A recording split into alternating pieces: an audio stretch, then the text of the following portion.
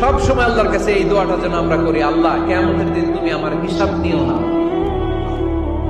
আল্লাহ তুমি আমার বিচার বসিও না, আল্লাহ তুমি দয়া করে আমারে মাফ করে দিও। আল্লাহ যার বিচার করবেন ও জাহান্নামে যাবে, আর যার বিচার করবেন না সে জান্নাতে যাবে। আল্লাহ যদি বিচার করে আর পাই টু পাই হিসাব নেয়, নামাজ পড়লি না কেন, রোজা রাখলি না কেন, মিথ্যা বললি কেন, খাদ্যে ভেজাল দিলি কেন, মাছে ফরমালিন দিলি কেন, যৌতুক খাইলি কেন, ঘুষ খাইলি কেন, উল্টাপাল্টা করলি কেন, জিনা করলি কেন, একটার পর একটা প্রশ্ন বানে যদি সেই ভয়ঙ্কর দিনে আল্লাহ আমাদেরকে জর্জরিত করে, আমাদের কোনো উত্তর আছে? সেদিন আমাদের বাঁচার কোনো উপায় আছে? তাই আমরা সবাই আল্লাহর কাছে দোয়া করবো, আল্লাহ কোনো বিচার টিচার মানি না, কোনো বিচার করতে পারবো না, দয়া করবা। কথা কয় না? কি করবে? এবার আওয়াজ করে বলেন, বিচার চান না দয়া চান?